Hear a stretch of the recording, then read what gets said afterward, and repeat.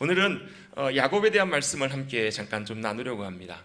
여러분, 하나님께서 원하시는 것, 뭘 많이 원하실까? 하나님께서 뭘 기뻐하시고 원하실까?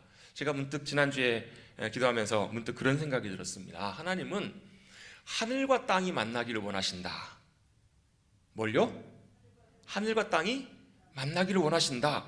하나님은 하늘과 땅이 만나는 것을 기뻐하시고 또 하늘과 땅이 만나는 그 자리에 계시더라고요. 자, 이게 무슨 뜻인가? 무슨 의미인가? 하나님께서 처음에 태초에 하나님 천지를 창조하십니다. 말씀으로 창조하십니다. 첫 번째 날 뭘 만드세요? 빛이 있으라 하셨더니 빛이 있었어요. 자, 여기까지는 좋습니다. 그럼 제가 한 번 더 여쭤보겠습니다. 두 번째 날 주님이 뭘 만드셨어요? 딱 여기 오면 많이 막히시더라고요. 다른 분들은 벌써 막 찾고 계시는 분들이 계시는데요. 두 번째 날은 뭐 만드셨냐면, 첫째 날은 빛을 만드시고 둘째 날은 궁창을 만드세요. 궁창, 창공, 하늘. 그게 이제 우리 눈으로 보이는 이 하늘인지는 우리가 정확하게 알 수 없지만 하나님이 큰 빈 공간을 하나 만드셨네요. 큰 공간을 만드시고 뭘 하시기 위해서 만드셨냐면 그 궁창 위에 물을, 또 궁창 아래에 물을 두 개로 나누어서 있게 하세요. 자, 이게 무슨 뜻일까? 도통 사실 우리의 생각으로는 잘 이해가 되지 않아요.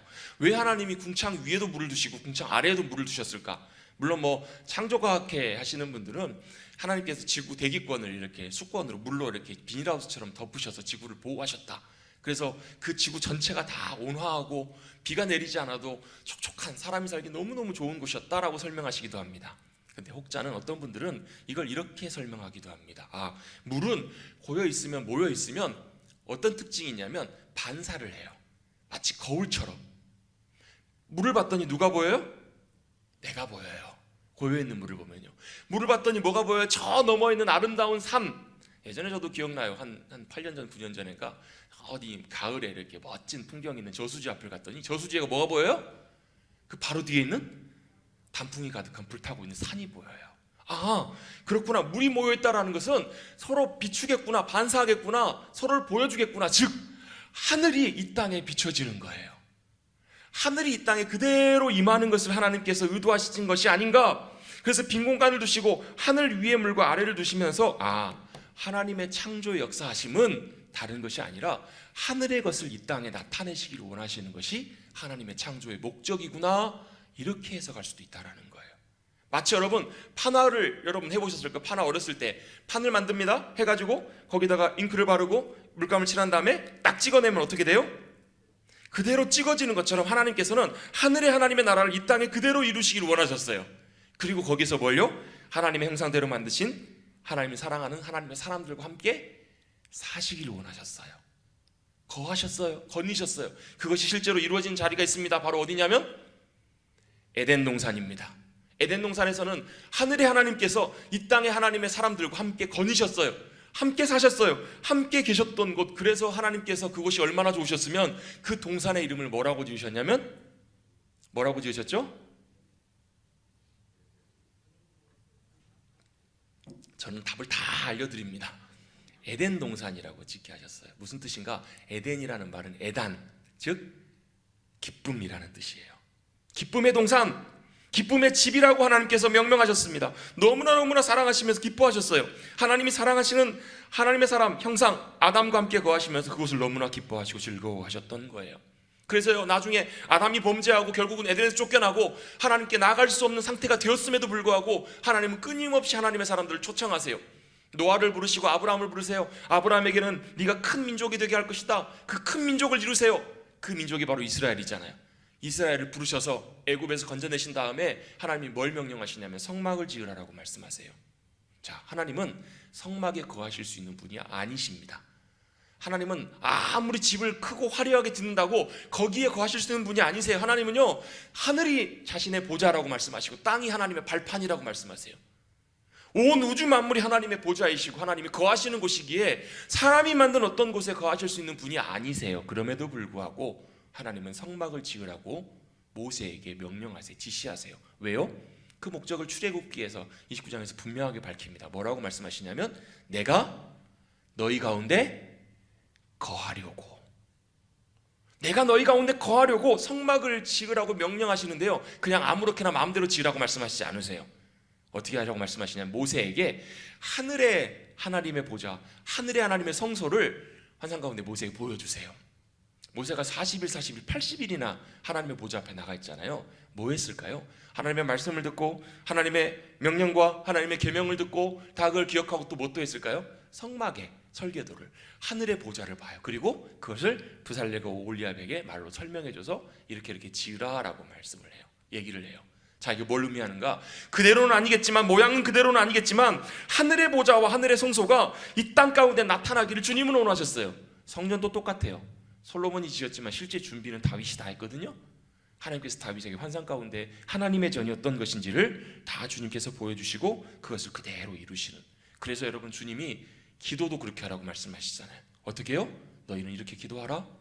나라가 임하시오며 뜻이 하늘에서 이루어진 것처럼 땅에서도 이루어지기 원합니다 라고 이렇게 기도하라는 거예요. 왜요? 그렇게 뜻이, 하늘의 뜻이 이 땅 가운데 이루어지는 그곳에 주님의 영광이 나타나거든요. 주님의 능력과 역사하심이 나타나거든요. 하나님이 어떤 분이신지 말씀이 그대로 성취되면서 하나님의 놀라운 역사가 나타나요. 그래서 여러분, 하나님의 사람들은요, 어디 살아가야 되는가, 어디를 살아가야 되는가? 하늘과 땅이 만나는 그 자리에 살아가야 돼요. 하늘과 땅이 만나는 그 자리에 살아가는 사람들이 하나님의 사람들이에요. 기도를 한번 예를 들어 보겠습니다. 기도는 우리가 간구하는 거예요. 하나님, 우리가 구해요, 간구해요. 근데요, 우리가 구하고 마는 것은 기도가 아니에요. 우리가 간구하고 기도하는 것을 하나님이 응답하셔서 하나님의 응답으로 하나님의 계획하심 가운데 말씀하심으로 역사가 일어나면, 저는 기도를 그래서 항상 박수로 묘사를 해요. 이렇게 딱 마주치는 거예요. 뭐가요? 하나님의 뜻과 계획이 우리의 간구와 바램과 딱 만날 때 여기서 뭐가 일어나요? 뭐가 일어나요? 그래서 소리가 나요? 뭐가 일어나냐면 하나님의 역사가 일어나요. 하나님의 일하심이 나타나요. 하나님의 능력과 위대하심이 실제 우리의 삶의 자리 가운데 나타나는 것. 그래서 여러분, 하늘과 땅이 만나면요, 홍해가 갈라집니다. 하늘과 땅이 만나는 자리에 서서 기도하는 사람이 기도하면 하늘에 비가 멈춰요. 다시 기도하면 비가 다시 내리기 시작해요. 하늘과 땅이 만나는 자리에 죽은 자가 살아납니다. 죽었던 자를 위해서 기도했더니 거기 살아나요. 병자가 낫고 귀신이 나가기도 합니다. 우리의 모든 간구와 기도가 하나님의 역사하심이 딱 만나는 거예요. 그래서 하늘과 땅이 만나는 그 자리에서 우리는 하나님의 살아계심을 경험할 수 있어요. 그리고 하나님이 우리와 함께 하시다라는 것, 그리고 신실하게 하나님의 능력과 선하심을 나타내심을 보고 얻을 수 있게 돼요. 그것을 보았던 스데반은 돌에 맞아 순교하면서도 뭘 봐요? 영광의 보좌 가운데 계시는 주님을 봐요. 그리고 그들을 용서하고 주님 품으로 안겨요. 그 그리스도인들을 핍박했던 사도 바울도 그 주님을 만났을 때, 하늘과 땅이 만났을 때, 다메섹에 하늘로부터 비춰주시는 주님의 빛이 비춰짐을 경험했을 때 그의 눈이 가려졌다가 다시 벗겨져요. 그 다음엔 어떻게 돼요? 그가 보았던 땅에 하나님의 나라를 그가 보고 살아가요. 그래서 그가 빌립보 감옥에 갇혀 있을 때에도, 감옥 속에 고통 가운데 있었을 때에도, 맞고 아픈 그 상황 속에서도 그는 찬미하며 감사하며 갇혀 있었던 모든 결박과 문과 착고와 모든 것들이 다 벗겨지는 놀라운 하늘이 임하는 역사를 경험하게 되잖아요. 여러분, 하늘과 땅이 만나는 그 자리에서 하나님의 놀라운 능력과 권세와 역사하심을 경험하시기를 주님의 이름으로 축복합니다. 모든 어두움과 결박들이 깨어지고 우리는 모든 얽어매고 있는 모든 사단의 괴계들과 모든 질병과 모든 악한 것들이 다 떠나가는 놀라운 역사를 경험하시기를 간절히 주님의 이름으로 축원합니다. 제자들도 그 은혜를 경험해요. 성령님이 충만하게 임하셨더니 예수님이 하셨던 것처럼 똑같이 놀라운 능력과 역사하심들을 예수님의 이름으로 그대로 나타내 보여줘요. 이사야는 성전에서 그것을 봐요. 성전에 임하셨던 하나님의 영광을 그가 봐요. 다윗은요? 다윗은 사울에게 쫓겨서 두려움과 염려 가운데 굴 속에서 하늘이 임하는 것을 경험해요. 그랬더니 그가 두려워하고 무서워서 떨며 숨었던 그 절망의 자리가, 두려움의 자리가 하늘과 연결되는 놀라운 역사를 경험하잖아요. 내가 주님을 찬양하겠습니다. 내가 확정되었습니다. 내가 주님을 높이며 경배하기를 원합니다. 오늘 우리가 살펴본 야곱도 똑같은 그런 경험을 해요. 어디서요? 베델에서 그런 경험을 합니다. 바로 베델은 어디입니까? 형 에서를 피해서 삼촌 외삼촌 라반 하나님으로 도망가는 그 중간에 있었던 루스라고 하는 땅이에요. 황량하고 아무도 없는, 마치 광야와 같은 정말 허허벌판에, 그래서 의지할 것 아무것도 없어서 돌을 베개 삼아서 누워야만 했던 그 자리, 그 땅, 두려움과 걱정으로, 염려로 자고 있었던 그 땅에 누가 찾아오시냐면 주님이 찾아오십니다. 그가 잠결에 뭘 보냐면 하늘로부터 내려오는 사닥다리를 봐요. 천사가 오르락내리락해요. 그리고 뭘 봐요? 그를 찾아와 주셔서 말씀하시는, 약속해 주시는 그 주님을 그곳에서 그가 보게 돼요. 무슨 약속을 하세요? 내가 너를, 이 땅을 너에게 줄 것이고 너를 번성하게 해서 너로 큰 민족을 이룰 것이고 말미암아 너로 말미암아 너와 너 후손들로 말미암아 땅의 모든 족속들이 복을 받을 것이라고. 땅의 모든 족속들이 너로 말미암아 내 민족으로 말미암아 복을 받게 하시겠다고 약속을 하세요. 그리고 어디로 가든지 내가 너와 함께 할 것이며 다시 이곳으로 돌아오실 때까지 오게 할 때까지 떠나지 않으시겠다고 이렇게 약속하세요. 여러분, 이 약속은 누구에게도 하신 약속이세요? 아브라함에게도 하신 약속이에요. 이삭에게도 하신 약속이에요. 동일하게 우리에게 해당되는 이 약속을 주님은 찾아와 주셔서 야곱에게 해주신 거예요. 여러분, 그 주님을 만났던 그 야곱이 황량하고 아무것도 없었던 광야가 베델, 하나님의 집으로 변화되는 놀라운 역사를 야곱은 경험하게 돼요. 어떻게 여러분, 그 황량한 땅이, 광야가, 사막이, 아무것도 없었던 그곳이 하나님의 집이 될 수 있었을까요? 바로 그곳에서 찾아오시는 그 주님을 그가 만났기 때문에. 여러분, 우리가 서 있는 삶의 자리 가운데서도 지금 이곳에서도 주님이 임하시고 함께 하시면 그곳이 베델이 될 줄로 믿습니다. 우리가 낙심하고 절망하는 그 자리에도 우리가 주님을 사모함으로 찾고 구하여서 주님이 임하시면 그곳이 베델로 변화되는 놀라운 역사를 주님은 반드시 이루십니다. 바로 우리가 하나님을 믿는 이유도 지금 내가 서 있는 이곳에 하나님이 거하시는 하나님의 나라가 임하여서 하늘과 땅이 만나는 하나님의 나라가 임하기를 소망하는 삶, 그것을 누려가는 삶, 그게 바로 우리의 믿음의 이유인 것처럼 바로 그런 놀라운 역사를 경험하며 사모하며 기도하라고 주님께서는 우리에게 말씀해 주셨습니다. 하늘과 땅이 만나는 놀라운 역사, 그 자리를 주님은 원하세요. 그런데 야곱은 그 베델에서 하늘의 하나님이 땅에 있는 자신에게 찾아오신 하늘과 땅이 만나는 놀라운 일을 경험한 이후에도 그 야곱은 어떻게 살아갔는가? 여전히 그는 땅을 바라보고 살아가요. 땅을 바라보며 땅을 움켜쥐며 살아가는 삶, 그의 이름의 뜻처럼. 여러분, 야곱의 이름의 뜻이 뭐냐면 뒤꿈치를 발꿈치를 움켜쥐다, 움켜쥔 자라는 뜻이에요. 그리고 또 속이는 자라는 뜻도 있어요. 속이고 움켜쥐고 항상 무언가를 움켜쥐려고 하는 그의 이름의 뜻처럼 여러분, 태어날 때부터 그는 뭘 붙잡고 태어나요? 형 에서의 발꿈치를 붙잡고 태어나요. 왜 그랬을까요? 아마도 자기가 먼저 태어나고 싶지 않았을까. 그래서 자기가 장자가 되기를 원하는, 태어나는 아마 무의식 중에 의식 중에 실제로 뭐 그랬는지 아니었는지 성경에 그렇게 기록되어 있으니까 그러는 거지, 알 수는 없지만 분명한 거는 그는 태어나자마자부터 형을 붙잡고 태어나요. 동생으로 태어나서도 여러분 뭘 붙잡기를 원해서? 형의 장자권을 붙잡기 위해서 그렇게 애타게 노력하다 결국은 팥죽 한 그릇으로 그것을, 형을 기만해서 그것을 쥐게 돼요. 움켜쥐어요. 붙잡고 살아가요. 뿐만 아니에요. 어떤 방법을 동원해서든 어머니의 도움을 받긴 하지만 결국은 아버지를 속이면서까지 자기 장자가 받아야 될 큰 복과 가문의 유업을 그가 대신 빼앗고 움켜쥐게 돼요. 얼마나 많은 것들을 움켜쥐며 살아요. 움켜쥐고 붙잡고 그러면 다 좋을 것 같은데요. 여러분, 우리의 인생도 야곱의 인생과 똑같이, 여러분, 우리가 움켜쥐면 움켜질수록 내 손에 들어오면 다 좋을 것 같은데 우리의 인생과 삶과 세상은 내가 움켜쥐면 움켜질수록 그것뿐만 아니라 더 큰 문제와 어려움도 함께 찾아온다라는 거예요. 내가 움켜쥘수록 더 많은 어려움들, 내가 욕심부리면 반드시 문제가 생기는 것처럼 오히려 함께 갈등과 위기와 어려움도 함께 찾아오게 돼요. 야곱이 형 에서를 피해서, 자기를 해치려는 에서를 피해서 멀리 외삼촌의 집 라반까지 도망가게 돼요. 거기서도 자신의 이름의 본성이 발동되죠. 뭐요? 라헬을 봤더니 너무너무 사랑스럽고 마음에 들어요. 그래서 라헬을 얻기 위해서 삼촌과 약속을 합니다. 어떻게 해요? 7년간 삼촌을 위해서 일하고 수고할 테니까 라헬을 저에게 주십시오. 그렇게 약속을 맺고 7년간 열심히 수고합니다. 여러분, 7년이라는 시간이 짧은 시간인가요? 긴 시간인가요? 아마 7년을 연봉으로 계산해보면 평균 연봉으로 계산했을 때 얼마 정도나 될까요? 적지 않은 액수예요. 뿐만 아니라 자신의 인생의 7년이라는 시간을 허비하면서까지 자신이 원하는, 얻길 원하는 그 여인을 위해서, 그래서 결국은 그 여인을 붙잡지만 뛰는 사람 위에 누가 있어요? 나는, 설교 시간이니까 좀 언어를 좀 순화해서, 나는 사람이 있다고. 야곱이 그토록 어떤 방법으로, 수단과 방법을 가리지 않고 다 붙잡으려고 했던 야곱보다 누가 더 위에 있어요? 삼촌 라반이 더 위에 있어요. 결국은 삼촌 라반 때문에 7년이 아니라 14년, 뿐만 아니라 삼촌을 위해서 수고한 모든 해를 다 합쳐보면 20년 동안이나 고생을 합니다.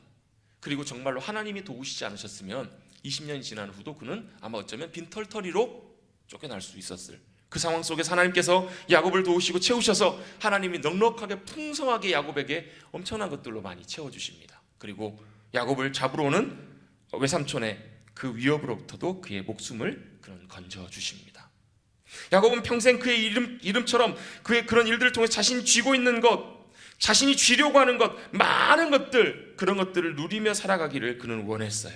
그런데 하나님께서는 그런 어려움과 상황들을 통해서 야곱에게 끊임없이 그의 일생을 통해서 깨닫게 하기를 원하시는 것이 있었어요. 그게 바로 뭐냐면 야곱 자신이 쥐고 있는 것, 그게 진짜로 자신을 위해서 복된 것인가, 유익한 것인가, 자기에게 생명이 되는 것인가, 자기에게 필요한 것인가, 그걸 하나님은 보기를 원하셨어요.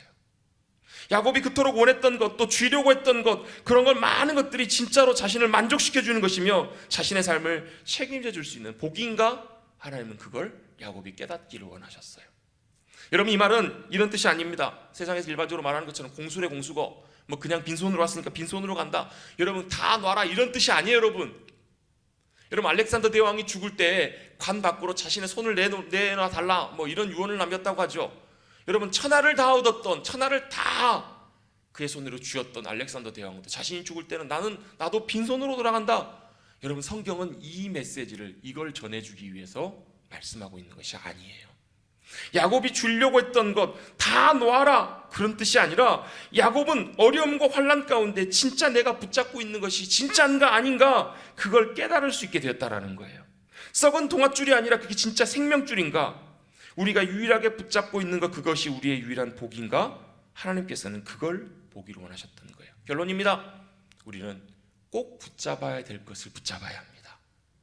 놓는 것이 아니라, 단순히 그냥 다 놓는 것이 아니라 우리는 꼭 붙잡아야 될 것이 무엇인지를 알고 그것을 붙잡는 거예요. 자, 야곱은 인생을 통해서 큰 어려움과 많은 시련들이 있었습니다. 야곱이 이제 다시 고향으로 돌아올 때 무슨 소식을 듣게 되냐면 형이 자신을 만나러 온다는 소식을 들어요. 근데 형이 만나러 오면 그냥 자기 수행원들과 이렇게 소수로 와도 되는데 몇 명을 데리고 오냐면 400명을 데리고 야곱을 만나러 와요. 스케일 크죠? 그런데요, 그 당시에 보편적으로 400명이라고 하는 인원은 일반적인 군대가 군사 조직으로 움직여질 때 보통 정하는 어느 정도의 인원수라고 합니다. 그냥 좋은 마음으로 만나러 온다면 그냥 오면 돼요. 편하게 오면 됩니다. 근데 400명을 데리고 온다는 얘기는 뭐 한다라는 거예요? 군사들과 함께 온다는 얘기예요. 군대와 같은 조직으로 야곱을 맞이하러 나온다라는 것입니다. 그냥 만나는 거면 그냥 나와도 되지만 군대를 데리고 오면서 여차하면 자신이 당했던 일들, 자신의 손해, 자신의 피해, 자신의 많은 원통했던 일들을, 그런 일들을 야곱에게 갚을 수도 있는, 그래서 결국은 해코지할 수도 있는 그런 상황 속에 야곱에 놓이게 된 거예요. 야곱이 무슨 생각이 들었을까? 그 얘기를 들었을 때 어쩌면 이랬을지도 몰라요. 나는 이제 죽었구나. 나는 이제 죽었구나. 이제 큰일 났다라는 소식을 듣고 그런 생각들을 아마 야곱이 하게 됐을 거예요.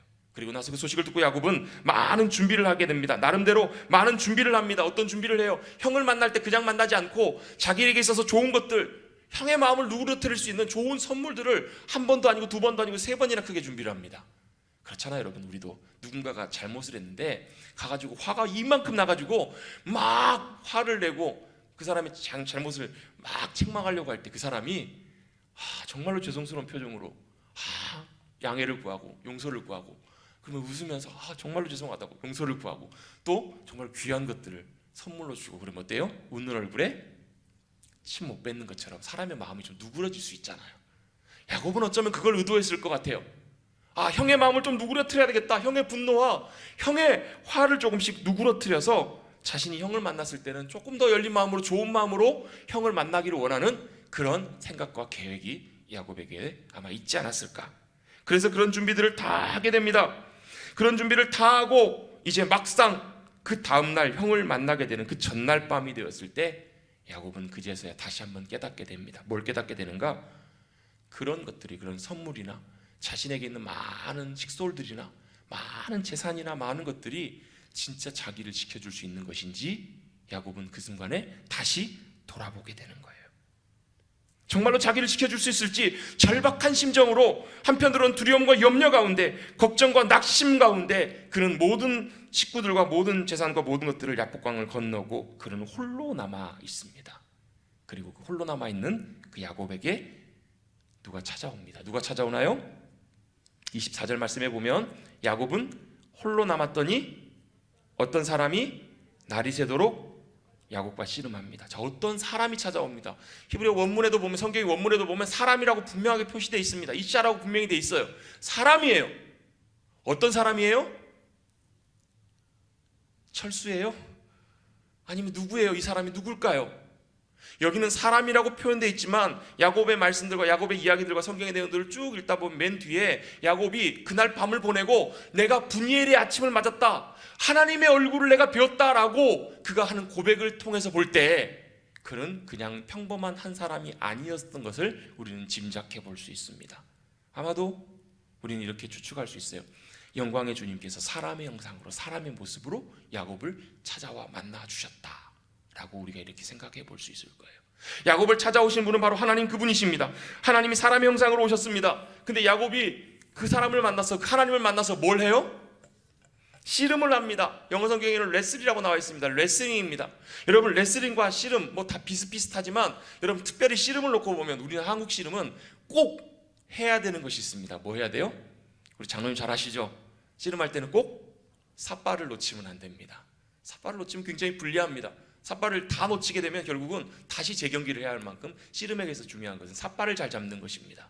자, 그 사람과 씨름을 했을 때 뭐 우리나라식으로 씨름을 했는지 뭐 레슬링을 했는지 알 수는 없어요. 분명한 것 하나는 뭐냐면 그 사람과 그 야곱을 찾아와 주신 그 주님을 야곱은 붙들었다라는 말입니다. 삿발을 잡듯이 꼭 붙들었다라는 것입니다. 야곱은 그 순간에 분명히 깨닫게 됩니다. 뭘요? 다른 어떤 것을 붙잡는 것도 지금 상황에서는 자신에게 전혀 도움이 되지 못한다는 것을 그는 스스로 깨닫게 됩니다. 그리고 자기가 붙들고 있는 그분을 절대 놓지 않겠다라고 그분이 얘기하죠. 날이 셉니다. 이제 가야 된다고, 나를 놓아달라고. 그래도 보내드려요? 안 보내드려요? 야곱이 안 놓습니다. 그러면서 나를 축복하지 않으시면, 그 말은 뭐예요? 나를 책임지지 않으시면, 지금 나를 도우시지 않으시면 내가 절대로 못 놓겠습니다 라고 그렇게 매달리고 있는 거예요. 자, 야곱이 씨름하면서 두 가지를 요청을 합니다. 첫 번째는 뭐예요? 26절에 보시면 당신이 내게 축복하지 아니하면, 첫 번째로 야곱이 요청하는 것은 자신을 축복해 달라고 요청하고 있습니다. 축복하지 않으시면 당신은 못 가십니다. 여러분 한번 여쭤볼게요. 이분이 하나님이신데요, 하나님과 야곱이 씨름을 하고 붙잡고 싸움을 하면 누가 이길까요? 한번 우리 OX 한번 해볼까요?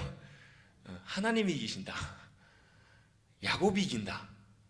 그럼 누가 이길까요? 그건 뭐 여러분 뭐 물어볼 필요도 없는 거죠. 하나님 당연히 이기시고 야곱이 하나님을 도저히 이길 수가 없죠.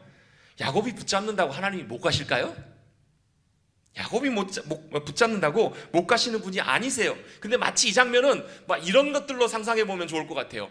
아버지가 초등학교 아들하고 같이 레슬링을 하고 씨름을 하고 있어요. 누가 이겨요?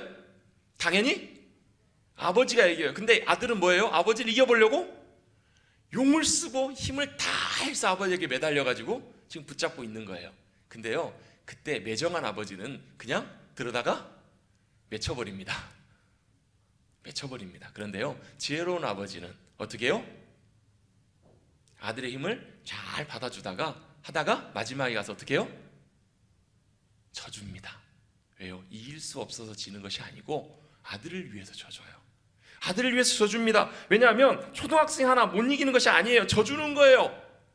붙들고 있는, 애쓰고 있는 그 아들을 봐서, 또 아들의 자신감을 위해서, 아들을 위해서 기꺼이 져줄 수 있는 사람이 아버지인 것처럼 하나님께서는 야곱을 못 이기셔서 못 이기신 것이 아니고 야곱의 붙잡는 그 간절히 붙잡는 그것을 보시고 하나님께서 그냥 그렇게 져주신 거예요.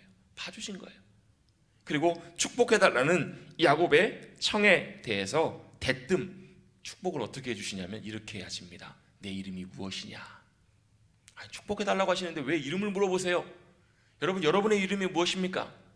What is your name? 여러분의 이름이 무엇입니까? 왜 하나님께서 축복해달라는 야곱의 부탁 가운데 대뜸 이름을 물으셨을까? 이유가 있습니다. 야곱의 이름의 뜻이 뭐라고요? 움켜쥔 자, 속이는 자라는 뜻입니다. 하나님은 야곱에게 분명히 물으십니다. 왜냐하면 성경에서 이름이라는 것은 단순히 호칭에서 끝나는 것이 아니라요, 그 인생 전체를 의미하는 경우들이 굉장히 많아요. 그 삶 전체를 표시할 때, 이름으로 표현할 때가 굉장히 많습니다. 이름은 그 사람의 됨됨이에요. 그 사람의 존재예요. 그렇다면 네 이름이 무엇이냐라고 물으셨을 때 제가 야곱입니다 라고 대답하는 것은 뭐냐면, 주님, 제 인생이 붙잡는 인생입니다.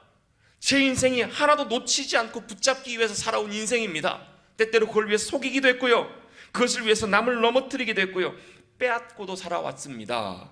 주님, 제가 야곱입니다 라고 야곱이 이렇게 대답하고 있잖아요. 그런데 하나님께서 야곱이라고 부르시고 이렇게 대답하십니다. 28절입니다. 우리 28절은 같이 한번 읽어보겠습니다. 시작. 그가 이르되 내 이름을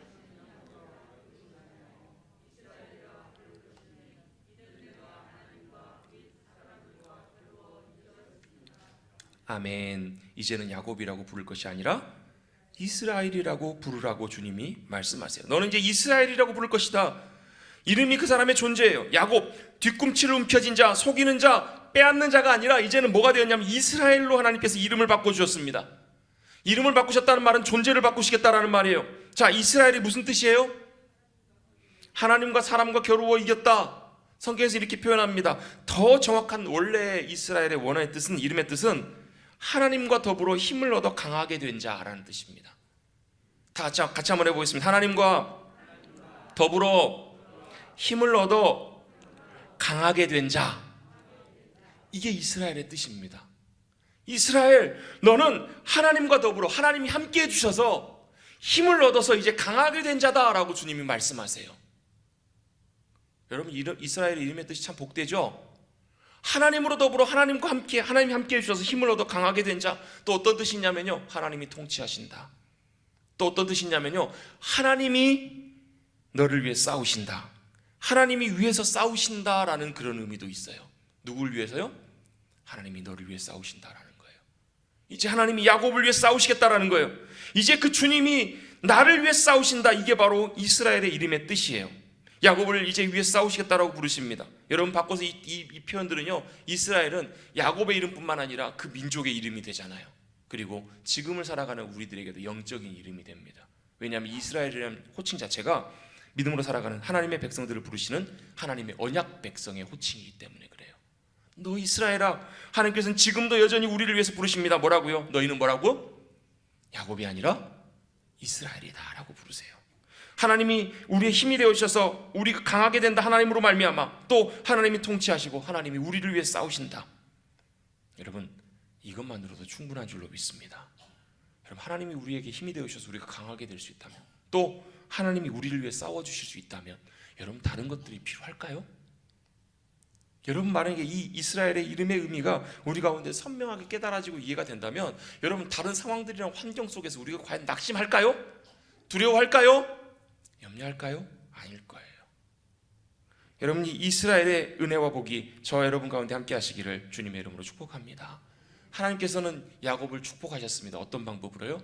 이제는 너는 더 이상 야곱이라고 부를 것이 아니라 이제는 이스라엘이라고 부를 것이다. 이스라엘이 될 것이다. 내가 이스라엘이 되게 하겠다라고 주님이 약속해 주시고 복을 주십니다.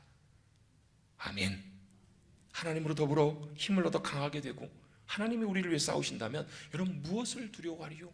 무엇을 염려하리요?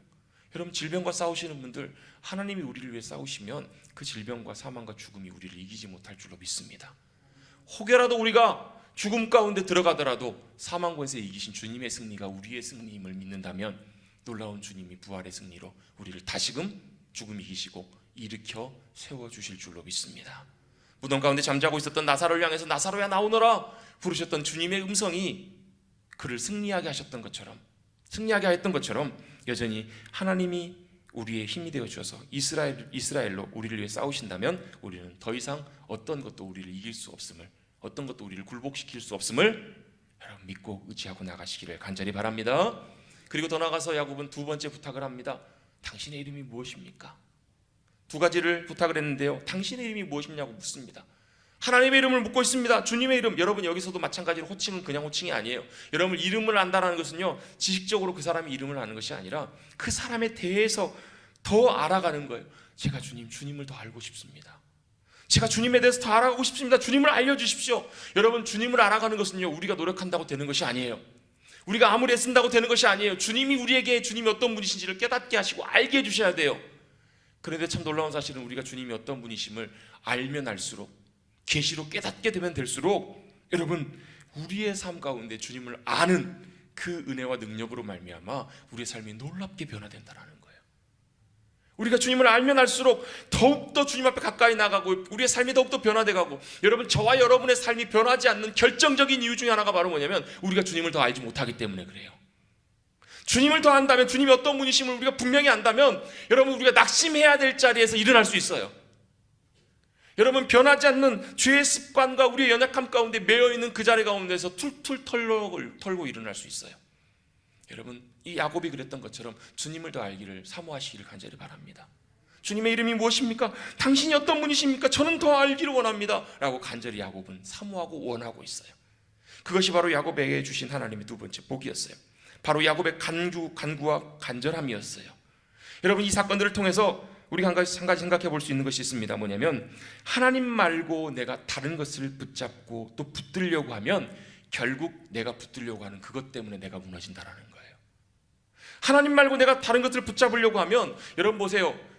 제 손도 뭐 그렇게 큰 편은 아니지만요, 여러분 손 뭐 얼마나 크신지 모르겠습니다. 여러분 이 손으로 붙잡으면 얼마나 붙잡을 수 있을까요? 저 어렸을 때 할머니가 가끔 장에 갔다 오시다가 그 쌀을 튀긴 튀밥, 그걸 이렇게 봉다리에다 담아다 주실 때 있어요. 그럼 어떻게 해요? 저도 욕심이 많아가지고 어떻게 해요? 그걸 더 많이 집으려고 애를 많이 썼어요. 죄송합니다. 많이 집어봐야 요만큼이에요. 내 손으로 많이 쥐려고 해봐야 겨우 요만큼밖에 못 잡아요. 여러분 그거 움켜쥐면 그거 끝이에요. 여러분 그걸로 끝이에요. 그게 다예요. 여러분 죄송합니다. 저는 돈이나 명예나 이런 것들 누려본 적은 별로 없어요. 많이 쥐어보지 못했어요. 그런데요, 분명한 것 하나는요, 저는 그것보다 주님 붙들기를 원해요. 저는 그것보다 주님 붙잡기를 원해요. 여러분 아까 제가 서두에 말씀드렸던 것처럼 다윗이 골리앗과 싸우러 나갈 때 뭘 쥐고 나가요? 물론 물맷돌 쥐고 나가죠. 그런데 실제로 다윗이 쥐고 나갔던 것은 대단한 무기가 아니었어요.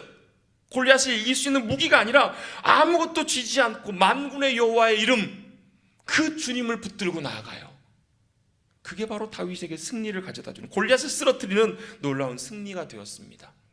여러분 우리는 다른 것들을 붙들려고 하면, 주님 말고 다른 것들을 붙들려고 하면 결국은 그것들이 오히려 많이 하면 할수록 나를 넘어지게 해요.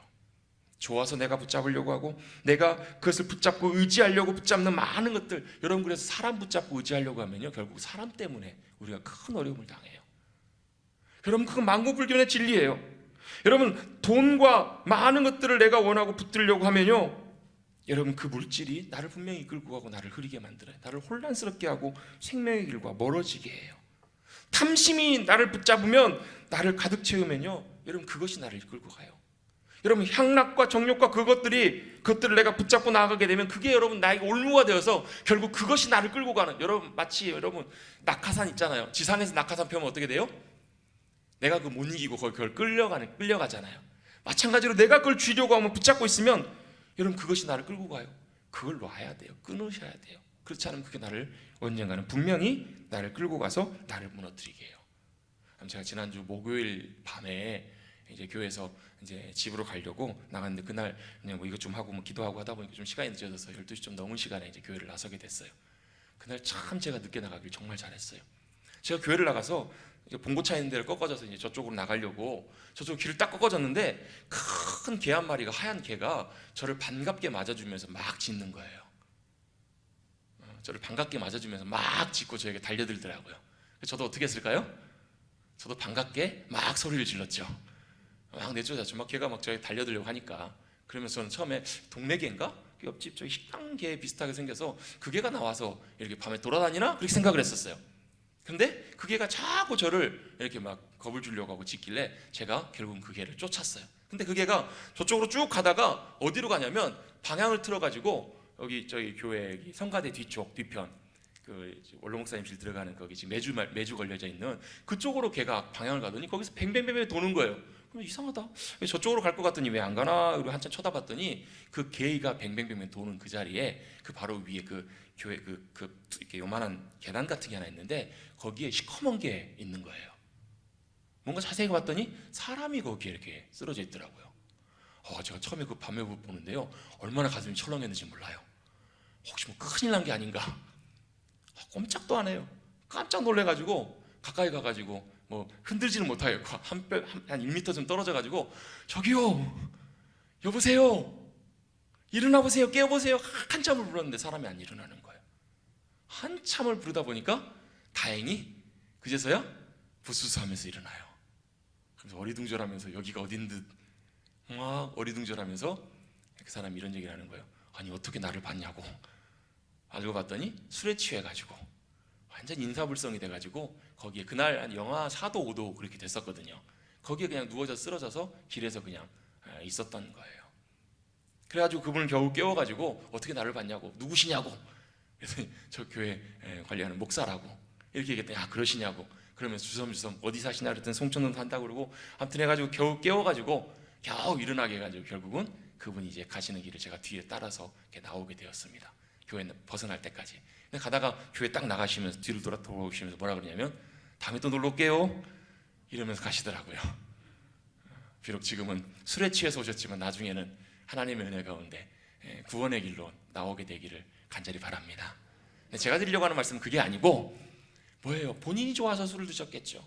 본인이 원해서 술을 드셨겠죠. 뭐 이유야는 모르겠지만 어쨌든 중요한 건 뭐예요? 결국은 내가 붙잡고 있었던 그것 때문에 그것이 나를 붙잡아서 그 자리에 아마 제가 어쩌면 발견 못했으면 어쩌면 동사했을지도 모르는 그 상황으로 나를 이끌고 가요.